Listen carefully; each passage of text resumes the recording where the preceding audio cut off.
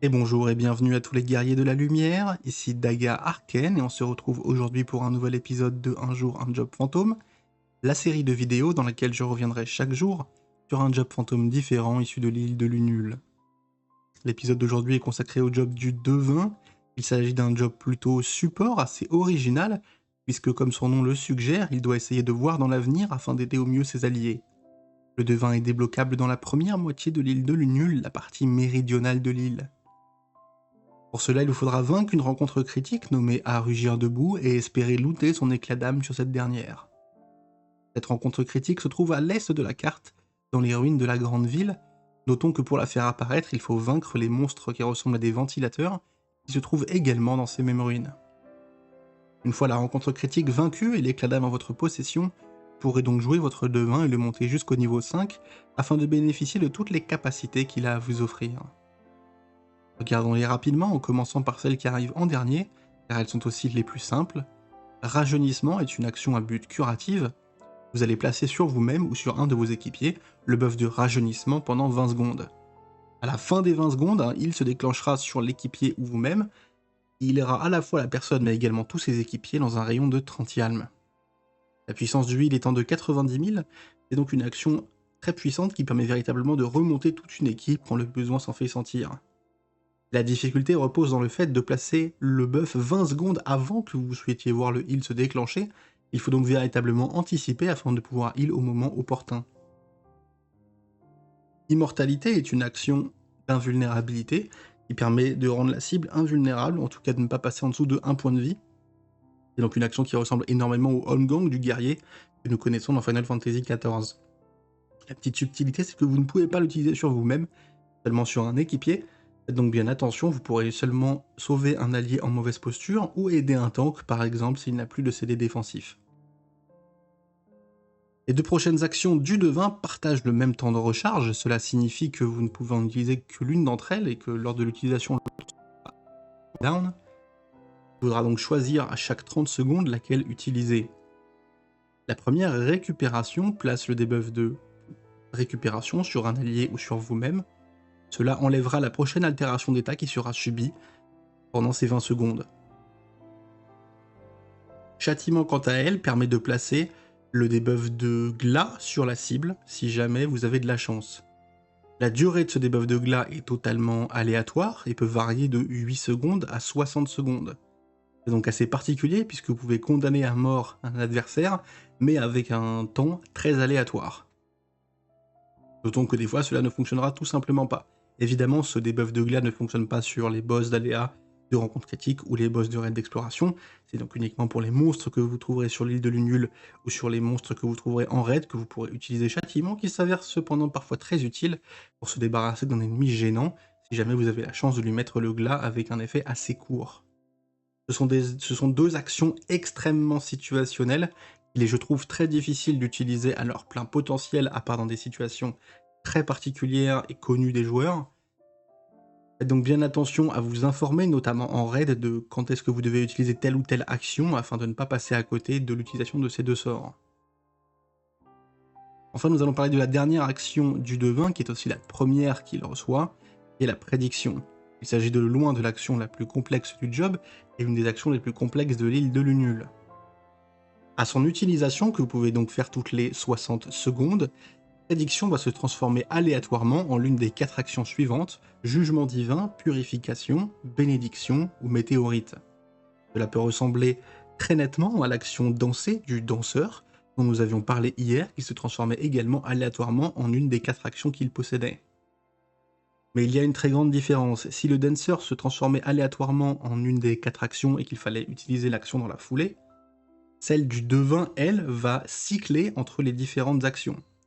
Si votre prédiction se transforme par exemple en jugement divin lors de l'utilisation, il vous faudra simplement attendre quelques secondes et celle-ci se transformera en une deuxième action, par exemple en purification. Attendez encore quelques secondes et elle se transformera en bénédiction, puis en météorite. Notez que cet ordre est tout à fait aléatoire, l'action peut d'abord se transformer en bénédiction, puis en météorite, puis en jugement divin, puis en purification, ou n'importe quel ordre possible et imaginable. Et donc une action, il vous faudra parfois attendre assez longtemps avant de pouvoir utiliser la version que vous souhaitiez voir venir, et vous n'avez aucun moyen de le savoir avant de cliquer sur l'action. Notons tout de même le plus important, si les 4 actions, les 4 versions de l'action sont passées dans le cycle et que vous n'avez utilisé aucune d'entre elles, vous recevrez un dot d'une puissance de 50 000 pendant 30 secondes, ce qui équivaut tout simplement à une condamnation à mort, purement et simplement. Faites donc très attention, il est impératif d'utiliser l'une des 4 versions de l'action lorsque vous avez appuyé sur prédiction. Si jamais vous avez perdu un petit peu le cours du cycle et que vous ne savez pas où vous en êtes, n'hésitez pas à utiliser les actions de manière aléatoire. Cela sera toujours mieux que de recevoir un dot qui vous condamnerait à mort de toute façon. Bon, nous allons maintenant détailler un petit peu les 4 versions de l'action. On commence par Bénédiction, qui est la plus simple. Bénédiction est simplement un heal de 70 000 sur vous-même ainsi que sur vos équipiers, et qui place également une régénération d'une puissance de 3000. Bénédiction est donc une version purement curative du sort, qui permet vraiment de soigner toute votre équipe et vous-même. Jugement divin, c'est un petit peu à l'interface entre une action faisant des dégâts et une action curative. En effet, elle permet d'effectuer une attaque sur la cible et les alliés alentour d'une puissance de 400, mais également de soigner tous les alliés autour de vous. C'est donc une action qui permet un petit peu de tout faire et qui n'est jamais mauvais d'utiliser si on ne sait pas quoi faire. Purification est une action permettant d'infliger une attaque avec une puissance de 500, donc un petit peu supérieure au jugement divin dont nous avions parlé précédemment. Pas d'effet de heal cependant cette fois, mais un effet d'arrêter le temps pour la cible. Évidemment, comme d'habitude, ce buff ne fonctionne pas sur les boss d'aléas, de rencontres critiques ou des raids d'exploration. En général, ce sera donc simplement une version un petit peu plus puissante que Jugement divin, mais sans l'effet de heal.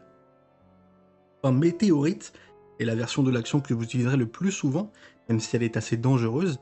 C'est une action qui fait extrêmement mal, puisque sa puissance est de 1000, ce qui est très élevé dans l'île de Lunul. En revanche, elle a un effet négatif particulièrement violent, puisqu'elle vous infligera des dégâts équivalents à 90% de vos points de vie. Il vous faudra donc être extrêmement vigilant pour ne pas mourir lors de l'utilisation de l'action Prédiction Météorite. Les shields, etc. peuvent vous aider à mitiger un peu les dégâts, et toutes les actions d'invulnérabilité fonctionnent également. Si un autre devin, par exemple, vous met Immortalité, vous ne pourrez pas être tué par Météorite. Soyez tout de même extrêmement prudent, il peut être très désagréable de mourir à cause de l'utilisation d'une de ces actions. Notons qu'en plus dans les raids d'exploration comme la Tour de la Force ou la Tour de la Magie extrême, votre nombre de vies est limité, il serait donc extrêmement fâcheux de mourir à cause non pas d'une bêtise mécanique ou d'un wipe, mais simplement d'une de vos actions. Soyez donc extrêmement vigilant, et si vous avez peur de mourir, l'utilisation de Jugement divin ou de Purification, ou même de Bénédiction, si le besoin s'en fait sentir, peut sembler plus judicieuse. Je rappelle quand même l'importance d'utiliser n'importe quelle version de cette action avant que celle-ci n'arrive à son terme, sinon vous recevrez un dot mortel. Faites donc bien attention, parfois Météorite reste le meilleur choix, vous avez au moins quelques chances de survivre avec ce sort. Bon, voilà pour les actions du devin, c'est un job très particulier. À qui est-ce qu'il s'adresse? Un petit peu à tout le monde en fait, il n'y a pas vraiment d'archétype précis, c'est un job de support qui fonctionne en général plutôt avec les soigneurs, mais en réalité il pourrait être porté par n'importe qui. Comme nous l'avons vu, c'est un job qui est assez difficile à jouer, il faut anticiper sur la plupart des actions pour que leur effet se déclenche au bon moment, il y a des risques de se tuer soi-même, il y a beaucoup de choses à penser. C'est donc plutôt un job que je conseillerais à des joueurs très expérimentés qui savent pertinemment où ils mettent les pieds et comment ils vont utiliser leurs actions. Quand est-ce qu'on utilise le devin? Le devin étant un job de support qui en plus possède des capacités de DPS relativement intéressantes grâce à Météorite, il peut être utilisé dans tous les contenus affiliés à l'île de Lunul et être toujours plus ou moins pertinent. Évidemment, il est très présent dans les tours de la Force ou la tour de la Magie extrême, où on le retrouve généralement. Voilà, c'est personnellement un job que j'ai pris pas mal de plaisir à jouer. J'aime beaucoup le fait qu'on doive anticiper, qu'on doive réfléchir énormément à ses actions et tout ce qui les entoure. Je trouve que c'est personnellement un excellent design. Je regrette quelque peu quand même que son efficacité soit un petit peu en dessous de certains autres jobs, alors que l'exigence est beaucoup plus élevée sur ce type de design. Le devin fait donc parfois un petit peu moins de travail que d'autres jobs qui sont pourtant un petit peu plus faciles à prendre en main. C'est mon seul regret sur le sujet, mais c'est un job que j'ai trouvé particulièrement agréable à jouer. Voilà, voilà, c'est tout pour le devin, un job assez difficile à expliquer. J'espère avoir fait de mon mieux et que cela vous a rendu le job compréhensible. Si vous aimez mon travail, n'hésitez pas à suivre la chaîne pour ne pas manquer les futurs épisodes. Et on se retrouve dès demain pour un nouvel épisode de Un jour, un job fantôme.